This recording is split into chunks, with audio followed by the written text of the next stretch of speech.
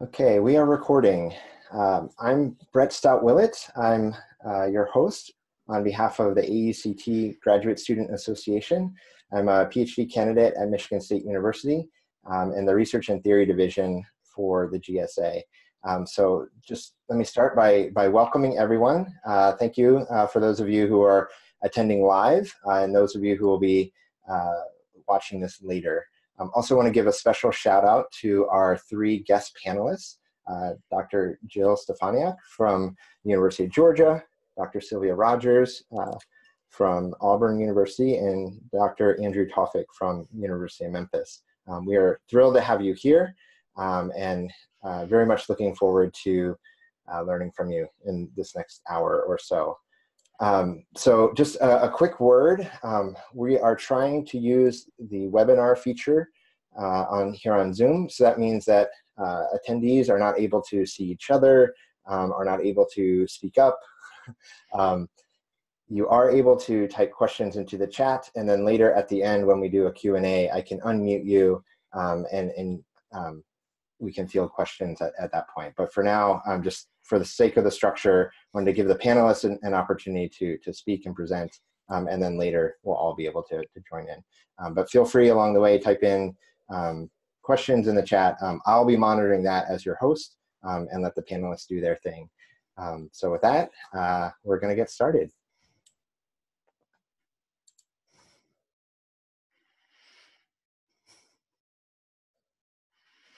I think I'm up first to start talking. This is Sylvia Rogers from Auburn University. And so again, I'm super happy to be here. And I'd like to, first of all, thank Jill Stefaniak for spearheading this as part of the Convention Planning Committee. And I'm happy to be here along with Andrew and Jill as part of that. I'm also part of the CLT board. And a big thank you, like we were saying earlier, goes to the GSA and Bret, Pauline for making all this happen. So thank you very much. So reviewing proposals is a really important job, and we can't have this conference without you. So it's super important, and we're so glad that you're here to learn about it. We're happy that you signed up for this webinar and hope that after it's over, you go run out and sign up to be a reviewer. So what we're going to talk about first off is registering an all-academic as a reviewer, what makes a good proposal after that, and then the important responsibilities that reviewers have. So that's what we're going to go. So go ahead and switch the slide if you don't mind, Bret. Thank you. It is, to be a reviewer, to be qualified as a reviewer, you have to be a member of AECT. So that's, I'm sure most of you are. You don't have to have been a reviewer earlier, so you can be a first-time reviewer, but you do need to have some background knowledge of the division or division's general topic areas to be able to review a proposal appropriately. We're super happy to have graduate students serve as reviewers, and you'll be reviewing with other faculty. So it's a great opportunity, and if you are a reviewer, graduate student or not, you should make sure and put that on your CV, because it's a valuable service that you're providing, and other people will want to know that you are willing to do those sorts of things for your field. So registering for proposal submission. If you've ever submitted a proposal, you know that you have to go through AECT's conference platform. It's called All Academic. So that's how you get started. So many of you have probably gotten the Google, what do you call them, Google polls asking you from different divisions or several divisions, hey, are you planning to be a reviewer? Those are the divisions trying to get an idea of what it is that, what their plans are. They're trying to get a count on the possibility of what their pool of reviewers is going to be. But to actually be a reviewer, you have to sign up through All Academic, and you can go ahead and hit the slide. Thank you. And so All Academic is where you personally have to go in there and say that you're going to be a reviewer and sign up for the divisions, and we're going to walk you through that. Be sure that you sign up as much as possible before February 18th. That's the day that all proposals are due.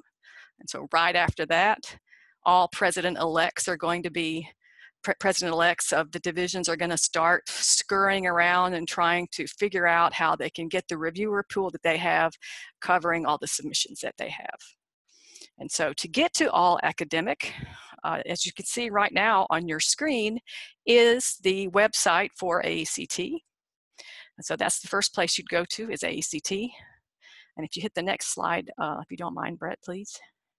And then once you go click on events, or you can click on the learn more, you can hit where you can find the 2019 call for proposals. In fact, when you click the events drop-down box, the very first thing is call for proposals. And then that's right, and then you're going to get to this screen. And so to get to where you sign up as a reviewer, you actually have to click on the proposal submission button. And so, but we're not expecting you to actually submit a proposal at that time. You can sign up for a reviewer without submitting a proposal. And so once you get to that button, you click on proposal submission. The next screen is going to be asking you to log in, and you're going to use your ACT membership as your login, username rather, and your password is your last name. So my username would be the number, my AACT number, and then followed by Rogers as my last name. If you've never reviewed before or you've never submitted before, you would probably need to create an account. If you have, it remembers your credentials. If you have any trouble with that, there's some directions right underneath the sign-in box that says sign-in procedures. If you forget your password, like my computer, sometimes if I clear out my cookies, sometimes it'll forget my password. You might have to click on the click here if you forgot your password button. So it's all pretty intuitive, typical, like most things you log into. So once you've logged in, you'll notice that you can click volunteer to review. And so you definitely want to click on that button, volunteer to review. And then all you have to do is fill out some of this information. And we've got a sample filling out there. If you are a student, again, we're so happy that you're willing to review. We really appreciate it. We do ask you to find out click on who your major advisor is. If maybe you haven't been in school for a long time, you're for instance, maybe working in corporate, you've been a long time instructional designer, you can tell us that. You can give us some idea about what your qualifications are. Maybe it's, distance learning, research methods, course evaluation. Those would be kind of the things that you'd put in. So it doesn't have to be a long paragraph of information about yourself. We just need to get enough of an idea about where your expertise is so that we can funnel proposals to you that you'll be able to review competently. So that's really why we want to do that. So once you fill out that, the next important stage is determining the divisions or groups that you want to review for. And so they're all listed there, and there's a whole bunch of them. And you can click on the ones that you're interested, but it's super important that you remember that if you click on 4 divisions or affiliates or whoever it is, that means those 4 organizations within AECT are going to be sending you proposals. So that could mean 12 proposals if each group sends you 3. So watch out for that. I think many of us can probably remember being a little surprised by that. I think that happened to me one time. All of a sudden, I did have 12 I had to do, and I did complete them, but I learned the hard way that you have to be careful about how many of those that you sign up for. So real important to keep that in mind. But once you've selected all the affiliates and divisions that you want to review for, there's an accept and continue button on the bottom right to move forward.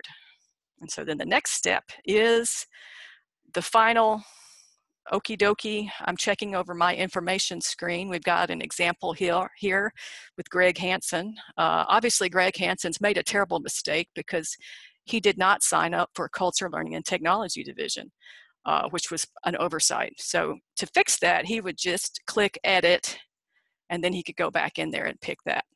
So, and then he could accept and continue. So if you inadvertently leave out cultural learning and technology, you can always go back and add it if you need to. So basically, once you've double checked your information, you're going to get to this screen right here, and it's just going to be the thank you for your willingness to serve. You'll probably get that as an email to whatever email account you have signed up with AECT, and that means you're ready to go. And so once you have become a reviewer, you will get assigned reviews, and the next step is going to be reviewing them. And so I'm going to now turn over this presentation to Dr. Stefaniak on what makes a good proposal. Hi, everybody. And just to let you know, too, we've included a link here, and we'll ask that the GSA sends this out too. We didn't create this ourselves. We didn't want to reinvent the wheel, but this is available to you in terms of what makes a good proposal, in terms of when you're submitting one, in terms of what you should be looking for as a reviewer. So we strongly encourage you to take a look at the website, and there's a few more details for the different principles we're going to be talking about shortly. We can go to the next slide.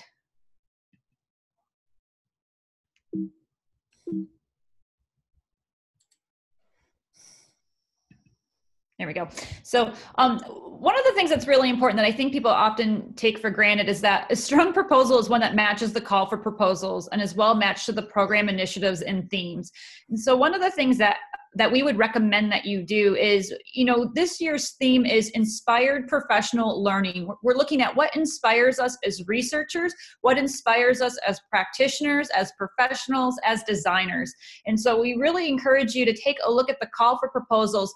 If you look on the screen here, this is a screenshot of the main call that you'll see for the overarching conference, but that's on AECT's website. But you'll also see, as you start clicking around on the website, there's separate calls for the individual divisions. And I'd recommend that you take a look at this and you take a look at some of the buzzwords that we're using, some of the things that we're saying that we're looking for in proposals, because those are that's some of the terminology and vocabulary that you really want to include in your proposal submission. Again, it just helps to show that there's alignment, so that when the reviewers are looking at your proposals, yours will stand out, and it'll be very easy to see that it aligns with what our goals are for this year's conference. One of the other challenges that we have is, again, we want proposals that comply with the stated submission requirements, because those are the ones that are much more likely to be accepted. And so, again, you want to make sure that you're following the submission procedures, that you're aware of the length of the proposals. The length of the proposal should really be between 750 and 1,000 words. And so there are instances where there will be individuals that will seriously submit something that's only one to 3 sentences saying, I'm going to present on this topic, and we don't have anything else to go on. From a reviewing standpoint, those are really easy proposals to review, because it's pretty much just an automatic reject, because you can say you didn't have enough information to go on. But again, it's really important that you're utilizing the space, because once you start writing out what your plan is, you are going to find that it's really challenging to convey what it is that you want to do under 1,000 words. So again, from a reviewing standpoint, we want to make sure that you have a fairly clear picture of what the presenters are planning to accomplish if their proposal were to be accepted and they were presenting in Las Vegas this fall. Reviewers tend to infer that the properties of the proposal will be the properties of the presenter or the presentation. And so again, things that you definitely want to be looking for as reviewers, and things that you want to avoid as people submitting proposals is, again, we're looking for typos and whether or not something seems unorganized. If there isn't a good flow, if it's really difficult to discern what the message is that's trying to be conveyed in the proposal, chances are it's going to get rejected, because again, if something's appearing to be unprofessional, then we're going to assume that you really haven't put that much effort into it. And that's probably what would happen if you were to, be selected to do a presentation at the upcoming conference. And so we definitely want our reviewers to be looking to see how is the information being conveyed? Are there complete sentences? Are there a bunch of typos? And those are comments too that you would want to put back into your feedback to the reviewer and to the conference planners, because we'll get to that later on in our conversation this afternoon. You are expected to provide feedback, and it helps us better understand why you are rejecting a proposal, should you choose to reject one. It also helps too if you see something that's been put together and it's very clear with what the goals of the proposal are. Those are things that you want to make note of too for the conference planners, so that if it gets down to where we can only accept so many and we're down to a few that we're trying to figure out which one should we move forward with, that information is very helpful to the conference planners. And again, just to reiterate, a strong proposal has few errors and looks polished and professional. And I've kind of already touched on that with the previous slides. So again, really taking the time, if you're planning on submitting a proposal, really taking the time to proofread it, and then also again looking for those types of errors as a reviewer is really important. Our fifth principle here is that strong proposals have the potential to interest more people. And so things that we want you to think about as you're reviewing a proposal, we certainly want you to be looking to see how does this align with the description, the call for proposals for this year's theme, but also thinking about our different audiences. So for instance, is this something that is very specific to one particular context? Is it, would it be of benefit or would it be of interest to others in different divisions, different learning audiences, different constituents? So a good example of that, if somebody has created, if somebody has submitted a proposal that's showcasing how they've done research on an instructional multimedia tool that's going to help with, I'm trying to think, involving gamification, is that something that's geared just for a K-12 audience? Is it something that is geared towards other professionals working in different disciplines? Those are things that we want you, that we would hope that proposal submission would convey. And those are things that we want you to look at as a proposal reviewer. If you're looking at this and saying, really there's only like a very small population that would be interested in this or that would benefit from attending this session, those are comments that again we would want you to make either in your feedback to the reviewer themselves or to the conference planning section. And so again, we're looking at proposals that are incorporating more audience participation. That is one of the criteria that you'll see as you start evaluating the proposals. So you'll start noticing some of the proposals will mention that they're going to be discussing trends with the audience. They're going to be hosting some interactive activity to get them more involved. Those are things that we would like for you to be able to try and capture in your review if applicable. A strong proposal is well organized and logical. And again, as you can see, several of these principles are rooted around being organized and again, avoiding errors and avoiding typos. And again, really looking, as you're looking at that proposal, if it's a research proposal, really looking to make sure, have they identified what the purpose of the study is? Do they have research questions? Have they explained what their methodology is? Do they have a plan for data analysis? And again, are they presenting results? Now, one of the challenges that we have with these with these proposal submissions is that it has to be done in under 1,000 words. And so oftentimes what you will see is you'll see that people will include their citations throughout their document, but they're not going to include their references at the end. And that's one way that they can cut down and save some more space for more of the content. Another section that you'll see sometimes is that they'll limit their results section to probably a paragraph, and they're talking about the themes or some of the overarching trends that have come out of their study, but they don't always have the space or the room to be able to insert statistical tables presenting some of their information. And so again, it's really important as a reviewer that you're looking at this to see, is it clear that they have an understanding of what their data analysis was, what their results are, and how they're going to communicate that in a presentation if they were selected. Because as much as we want to have as much information as we possibly can hitting on all of these categories, we also have to be mindful of the fact that we only have 1,000 words. So when you really start addressing all this information, you find that you really don't have that much space at all. So looking for those proposals that are organized, again, that are using headings to really kind of take you down that path or tell you that story of this is what the project was about, and this is how we're going to present it, is really important and useful as reviewers.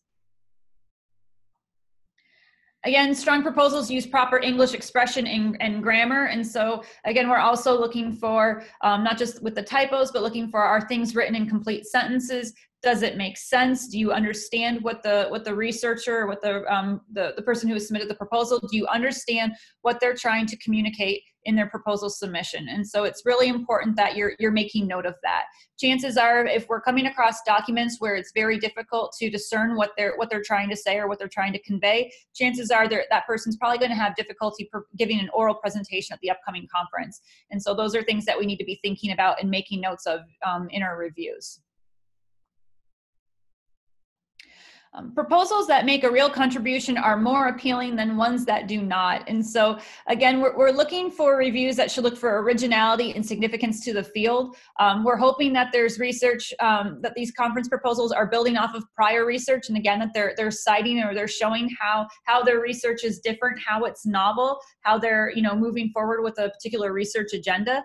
And again, we're looking to see new angles as opposed to replications of previous research.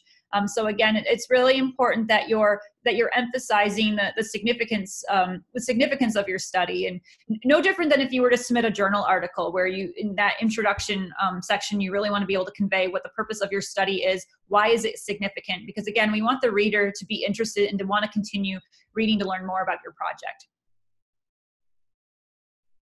A strong proposal is well-informed. And so again, proposals should indicate that the presenters have a good understanding of the topic and are up to date with the current trends, issues related to the topic. And so again, this is where we do expect to see out of your 1,000-word proposal, a decent chunk of it should be dedicated to the literature review, and that there are some citations so that we understand what theoretical frameworks are guiding your study, what prior research is guiding your study, where are those gaps in research, what is it that your proposal is trying to, hopefully you're trying to fill the void on a particular topic, or further discussion on a particular topic, and that's where it's really important. And so again, it's challenging within the space limitations, but we need to be able to try and find that balance as reviewers, looking at, have they presented enough information in terms of that background information, showing that they have a good understanding of the theoretical constructs supporting that work and that particular topic, and also how are they moving forward, and what is their project as they're moving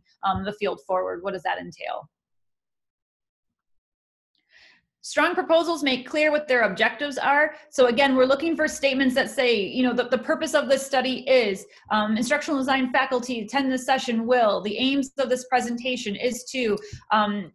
There have been times in the past, and I'm sure that Andrew and Sylvia can attest to this, where you'll review a proposal and you get down to the last paragraph and you still don't understand what it was that they were trying to accomplish, because they've almost tried to throw in everything but the kitchen sink into their write-up, or it's just kind of jumped all over the place and you're not quite sure what the data collection methods were, what are the results, how does this tie back? Sometimes you don't even know whether or not there were research questions.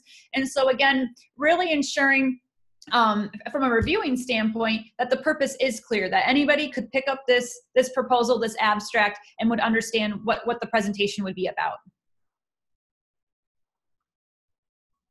And then this is my last slide before I turn it over to Andrew. But again, a proposal submitted to the proper division is more likely to be accepted. And so again, it's really important that, as you'll see here, this is the individual call for proposals, and selfishly I made sure that I made the screenshot of the D&D division, because I'm the conference planner for D&D. So I'm laughing as Sylvia's doing her push for her division. I think hopefully by the end of this, all of our attendees will have registered as reviewers for our 3 divisions after this webinar this afternoon.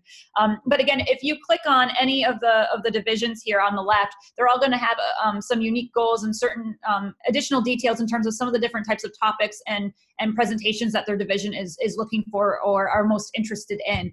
And so again, I would really encourage you to take a look at that to see how might you be able to weave some of that information into your proposals, so that as we're reviewing, we can say, wow, this would be a great fit. This would really be of a lot of interest to our membership, as well as other conference attendees.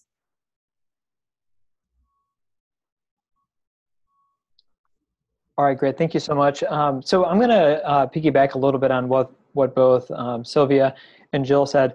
And so the additional principle, which I think aligns well with the prior slide, is that there are different types of presentations at AECT.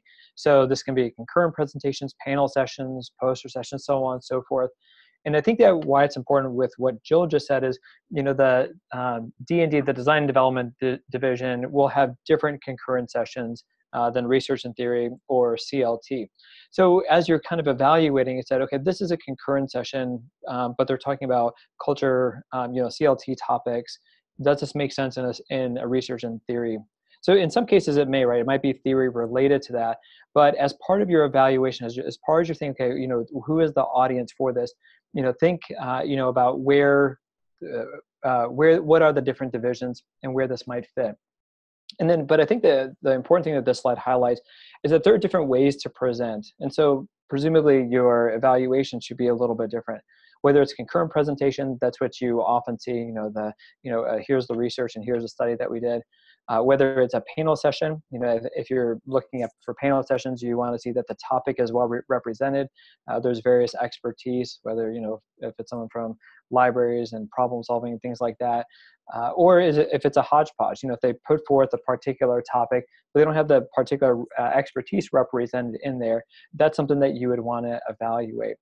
And then, like I said, there's a lot of different things that you could be evaluating. Poster sessions, roundtables tend to be a little bit more informal, because of the nature of how they're set up. They allow for more of a dialogue and open session, things like that. Something that's new that's being offered this year are these Inspire sessions. And so there are specific things that are directly related to the conference theme. And then some other popular ones are fee-based workshops, emerging technology showcase, and featured research sessions. And I know I went through these quickly, and it's probably, there's probably not enough time to go through everyone, but just know that whenever you're evaluating, don't just say, okay, I have in my mind to only evaluate research ones, and therefore, if it's a fee-based workshop, I'm going to throw it out. Pay attention to exactly what they're proposing, and then have that be a lens in which you evaluate the presentation. All right, so this is an important topic, and I know when I was a GSA member, I got burned by this a couple times. Note that the deadline is hard and fast, and also note that it's Eastern Standard Time for those of you that are on the West Coast, and there's no extensions. So, this isn't like a class where, you may have an emergency that comes up. If you have a busy day, I think this is on a Monday. If you have a busy day, make sure that you get that proposal in early in case there are any issues. I know in the past, sometimes, I couldn't find my username and password, things like that. So if you're thinking, okay, I'm going to have this last hour to be able to submit things, but the offices are closed, you're not be able to find your password, just make sure that you buffer in enough time, because there are not any extensions. And this isn't meant to be punitive, but, I think within our research community, people would want to see, okay, I want to hear this idea, and we want to make sure that the review process, has the best pool of research to be able to present out there. So making sure that those research proposals are in there and adherence to those deadlines is really important, because at the end, those are what ends up getting presented in October, and we want to make sure that it's robust enough. All right, so I'm going to go into the different review criteria for different types of proposals. And so I think in many ways this mirrors what Jill said and also what Sylvia said before. But one of the things that what you're doing is whenever you're evaluating, you're not just doing this in a vacuum, or you don't necessarily have blinders on. So I think it can be very easy to say, well, I'm not really qualified to teach, or I'm not qualified to evaluate. And so there are different ways in which AECT tries to support you. I think earlier we mentored, having a mentor there, so you're not just on an island. You can talk about it with other people that have expertise. But another important thing that people use is that they use rubrics. They have these published review criteria that's shared with the evaluators. And so that's done for a couple of reasons. One, like I said, it's not that you're on an island, but two, so that there's kind of some standardization. Because part of the review process is that it's shared with 2 or 3 different researchers, and then the conference planners will say, okay, here's the overall score. And so as you're evaluating it, you have the ability to categorize them on a couple of different things. And like I said, I think that this is going to mirror what Jill said in many ways, but I think I wanted to just highlight a couple of things and what I look for whenever I'm doing reviews within there. So for instance, So if this is a practice proposal, you really want to see that you're applying theory in a meaningful way.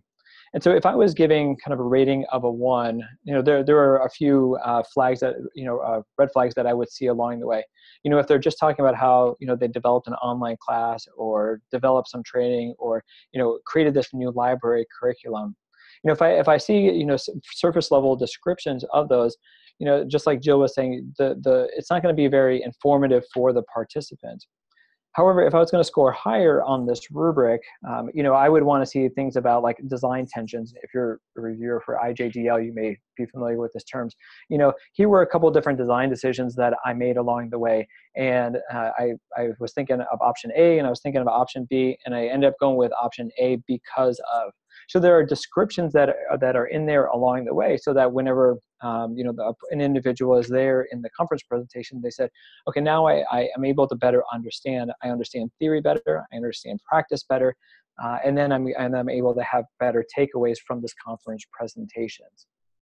Another thing that you would want to think about, like you'll see, there's different things on there, and mirrors a lot of what Jill said earlier: clarity, relevance, suitability, quality, and the format. But one of the things that, if I'm thinking about this, especially in terms of both clarity and the quality, is there enough to be able to learn from this story? Like I said, if you're saying I developed this online class, what new thing are they adding in there? Is it for, excuse me, is it for a new audience? Is it they using new technology to be able to provide this?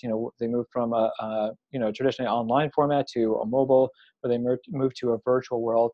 What are people going to learn from this at the end of the day?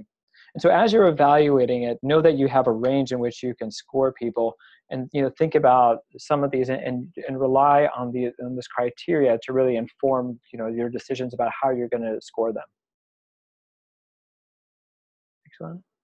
All right, so this is for a research proposal, and this is kind of that traditional research study that you often see.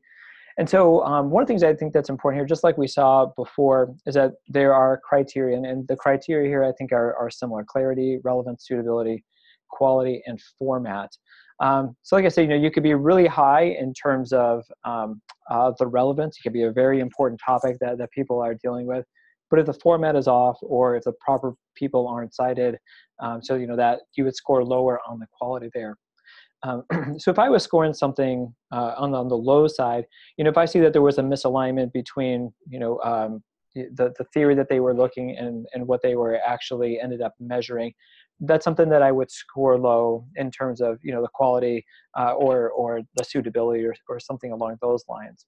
And so as you're reviewing this, say, okay, is there an alignment between the theory, the gap, the research questions, and the measurements? One of the things that I think is also important to highlight is at the end of it, as you think about going into this and scoring it, ask yourself, so what? How does this build off of prior research? And so once again, I keep calling back to Jill's conversation, but you have 1,000 words, and so those should be tied together as much as possible. So my area of research is in the problem solving area, and so sometimes I'll see people are doing something about problem solving, and then they're talking about the importance of scaffolding, and they're the gap is about something similar, but their measurements end up being something related to motivation, right? And so if there's this disconnect, if they haven't talked about motivation in the literature review, if they haven't talked about it in the research questions, but that's what they ended up measuring, I could love the topics. I could find that it's really relevant. I could feel like it's really suitable, but I'll score lower on the quality or the clarity or things like that. And so those are some of the things that I look for, and seeing that there is that alignment in that 1,000 words is really important whenever you're looking for research. Making sure that similar themes are highlighted in each of the different sections of the proposal. And then in the conclusion, I want to see comments along the lines of, this reinforces prior literature, or this challenges prior studies. How do they take the literature that they presented in the prior sections, and how do they build off of it? And so as you're thinking about, like I said, the quality and the relevance and things like that, those are all some of the things that you can look for and try and tease out in there, and that'll go into your decision making as you score it. And something also, especially with the research proposal, rely a lot on your mentors, right? That you're assigned to say, this is, I may be new to it as a GSA member, or I'm I've done similar research. Is this how also you interpret it, in talking with your mentor? Because you find out a lot from that dialogue, you'll be able to really provide a quality review, so that whenever the other person reads it on the other end, they'll either take that and they'll take that critique or take that feedback and be able to apply it when it comes time for their presentation. Next slide. Great. So this last one is for the theory and the concept proposals. And so, as you know, especially whether it's D&D or CLT topics, I'm in the research and theory division. Not only are we taking the theories and then applying it in learning technologies or in the design and development, but we're also in the business of trying to think through new theoretical concepts. And so I think an important thing that this highlights, or think about all the different criteria, is each proposal is trying to accomplish a different purpose, right? So if it's a design case, there's a criteria associated with that, and then it should be evaluated as such. If they're trying to do something related to research, that should also be mirrored in the criteria. As it relates to theory and concept, in a similar vein, through all the different types of proposals, we want to ask, what does this add? What's important as you're thinking here, if you're thinking about, what would be rated more on a 1, we're not rehashing theory. And I think Jill mentioned we're not necessarily just presenting literature reviews. What they're trying to do is they're trying to bring together different design principles, different theory that supports that, and they're trying to provide maybe a unified understanding of a particular phenomenon. So if the reader is having to make leaps, or if they're providing a theory about how learning is working, but they don't really provide any support for that along the way, or if they're missing out on important citations, I'd be tend to rate that as lower. Or if it's a topic that's not necessarily very relevant, that's something also that you would want to look at in addition to some of the other things. So be careful about leaps in logic. So like one thing I was reading an article recently, they were talking about the importance of social justice and gaming, right? So those on the surface it can be two very different things, but this author was able to convey very quickly about what is that link. And so if you see that the reader is having to make a lot of those leaps in logic, you may score that low on clarity or quality or things like that. However, if they are able to support it, I would tend to rate that higher. And so making that case based on established theory, reported research, and the new insights are supported, and that's made clear, then you would tend to score those higher along the way. Next slide. And so to sum up our conversation today, your responsibility as a reviewer, so numerically score each proposal. Provide written feedback to the presenter regarding the proposal. What I like to do is I actually like to kind of read it twice. One, when I'm actually reading it to kind of get a first sense as to is this actually making sense? Is the case presented really well? And then so that's really helpful when thinking about the clarity and when I'm scoring that. And then I want to read it a second time where I'm providing more extensive feedback about maybe authors that I think should be cited, or clarity in the methodology or the discussion section, things like that. And think specifically, are there things that you would recommend that you would emphasize during the presentation? And so these things aren't just done as in terms of like accept or reject,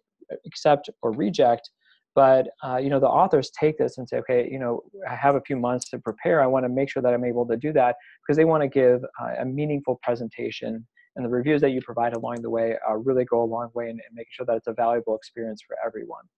And so think about those suggestions that you can provide and how that can be helpful.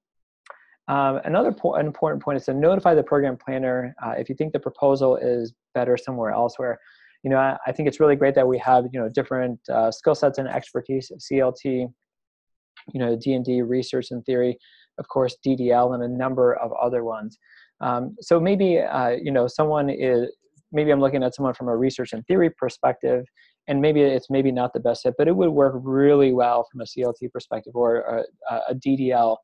I don't want to just reject because they weren't able to do it, but communicate frequently and often with the conference planners, because they also want to have strong presentations within there. They want to have strong proposals, and so that swapping, for lack of a better term, happens. And so don't feel like you just need to reject because they submitted to the wrong, or where it may be better suited elsewhere.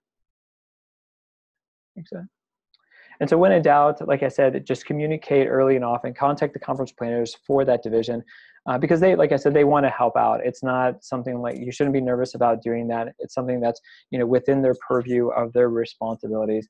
So reach out to them. And if you're not familiar who that is, I'm guessing someone in the GSA can help you. I'm guessing your faculty mentor can help you. And I think that's one of the great things about ACT. Everyone's very collaborative. So it won't be too far to find that person. They can't hide for too long. And I'm sure that they'd be more than willing to help you out.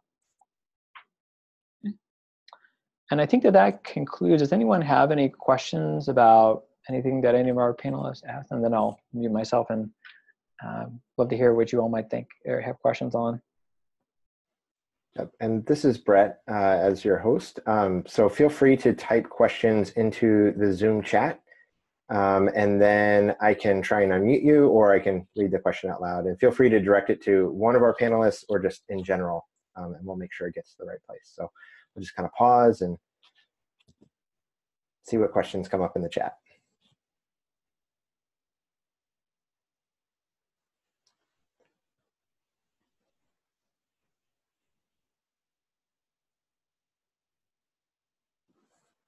One thing that we didn't cover in the presentation, we keep making reference to, if you're a graduate student, having a faculty mentor while you're reviewing proposals. So if you are a graduate student and you're interested in reviewing proposals at AECT, we'd really recommend that you reach out to whoever your advisor is and let them know, and they might give you some insights in terms of certain divisions.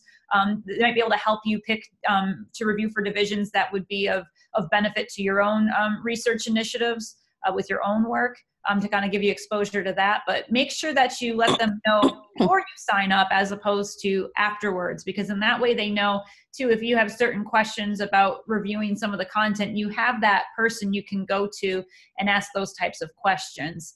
And so it's really important, and every faculty member will do it differently. I remember being a grad student, and the first few times I did it, one of the program faculty actually would score my reviews alongside me. And so we would kind of compare our reviews to see, I could see how did I compare to what they had done. And that way I kind of knew, am I on the right track? Am I looking for the right things?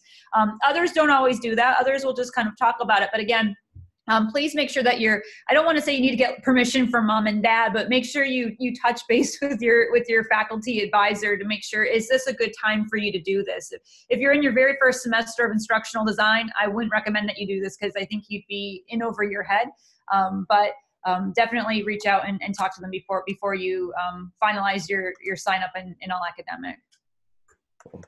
All right, we have a question. Connie Hu from the University of Kansas has a question. Oh. Hi. Actually, she just answered the questions that I wanted to ask, so I'm good. Okay, well, thank you for being willing to speak up. Thank you so much. Okay. Well, anyone else in the audience have questions? Just type in the Zoom chat box and I will unmute you. And I'll pause just for another few moments to see.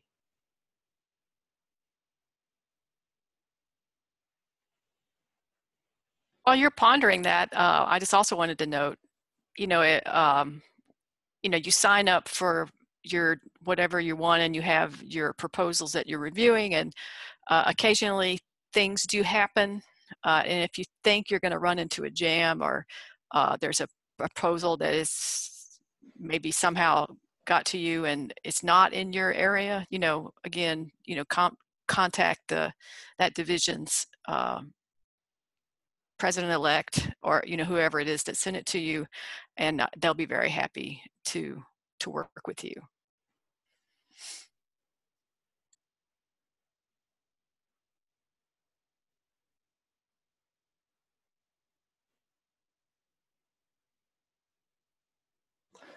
Okay, we have a question.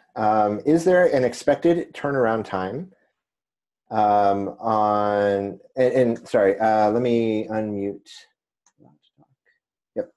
So Lavita, you may feel free to speak up if you're able. Okay, thank you. I was a little late getting in. I really apologize for that, but I was wondering, I am a first year grad student, And I was thinking before she gave that information of asking my professor to help, with the mentoring side of it. But is there a certain turnaround time? Because I don't want to be in over my head, I missed some things at the beginning, so I don't know if anybody talked about that. I'll start, and then Jill and Andrew can, there'll be definitely a deadline given to you. Mm-hmm. Typically mid-May-ish, we'll just say May, because it's not like a certain date. That's when people find out when they've been accepted or not. Oh. And so, and sometimes there's like a couple of week thing there, but essentially, February 18th is when all the proposals are due, and then the people who are getting the reviewers and assigning them, that has to happen. And so that really is that's leaving probably a couple of months then, or 6 weeks actually, to get those reviews done, and then that they have to be worked with and people notified.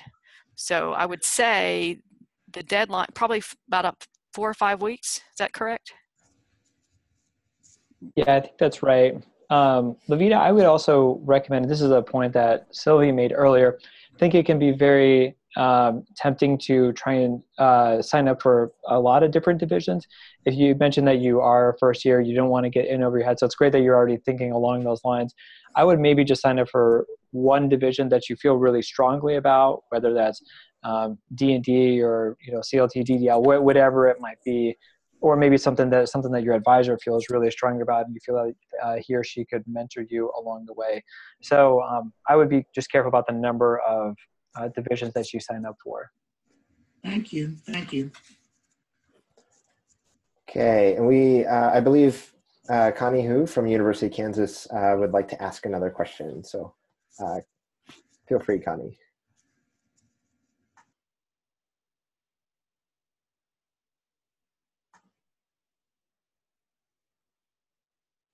Hello? Yes, yeah, we can hear you. Hi. Okay, thank you. This question is more related to us being grad students who want to submit presentation proposals to AECT, rather than questions regarding being a reviewer. So I don't know if it's appropriate to ask. I think it's fair.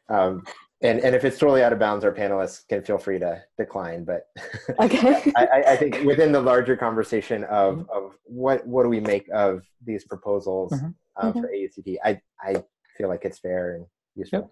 Okay, thank you so much. So a colleague of mine and I am working with our advisors. We're hoping this is going to be our very first presentation, a poster session proposal for AECT. So we're very excited and we're also very nervous. So our question is, actually we're not very sure which division that we should submit our proposal to. And the reason is we are doing a study to examine the relationship of motivation in a virtual community of practice. So we're not sure what division would be the most suitable one for this particular topic. And while the panelists consider advice, I would point out that this is actually a very useful question as we consider reviewing as well, because there's that question that Andrew brought up earlier of how do I know or how do I rate and score a proposal fitting this particular division that I'm reviewing for versus recommending to another division. So I think this kind of gets at some of that. The AECT has a lot of collaboration, but also a lot of diversity in terms of interests. So I'd love to hear how the panelists would respond. Yes, thank you so much.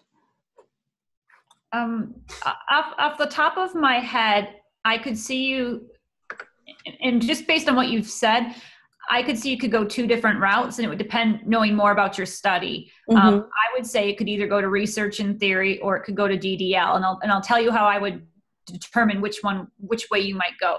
If you're looking at how motivational theory is being conveyed in a community of practice, Mm-hmm. and you're looking to further research that's done on motivational theory, then and kind of like blend those two, then I would be more inclined, I think, to submit to research and theory.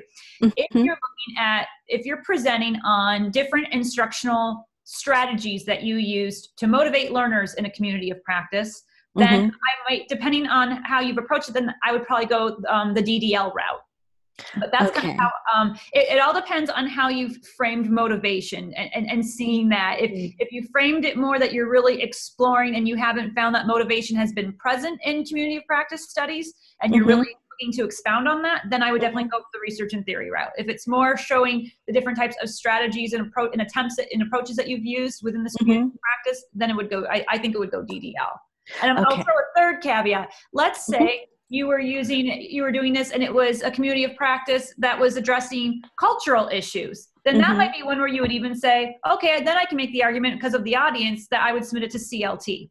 And so again, you kind of see there's different ways you can do it, but regardless of which division you send it to, look at what they're putting on for their division's call for proposals, because we're not going to get super nitpicky and go, oh my gosh, they're mentioning theory, so this cannot go to this division. Everything that mentions theory has to go to research and theory. We're not looking at it that way, but we want to see, how does this benefit this division? How is this fulfilling the division's goals or what the division's interests are for this upcoming conference? So if you take a look at what their calls are and see, where do you think it's a better fit that way? That's how I would recommend doing it. Okay, thank you so much, Jill. Thank you. Yeah, and I would also, and I'm going to reinforce like something Jill said, and then maybe one other thing to consider. I think she's absolutely right that you want to make that clear, probably within like the first couple of sentences, issues related to, culture or, an important theory is things like that. Oh, nothing here. No, thanks. Oh, sorry, someone at the door. Another one that you may want to consider is emerging technologies.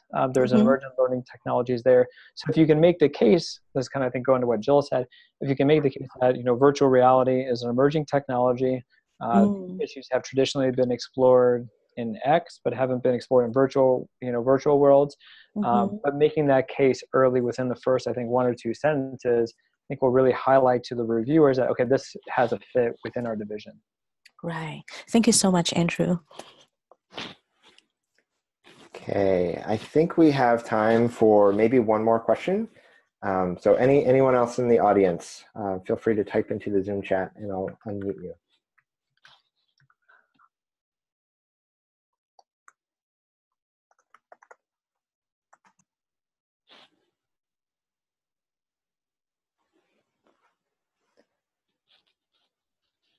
Okay, I think we are going to wrap up. So again, just thank you so much to Dr. Stefaniak, Dr. Rogers, and Dr. Tawfik. Thank you for taking the time. We know you're busy. We know you have meetings to get to here in a few minutes. This has been wonderful.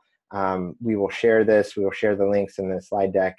And we think this will be a real benefit to GSA as well as membership in AECT more broadly. So thank you. We are grateful for the time you've taken today. So thanks everybody for joining in. Feel free to reach out to the GSA. We are happy to be in conversation with you as we head towards AECT this October. We'll continue the conversation and keep chatting about how to best prepare for the conference.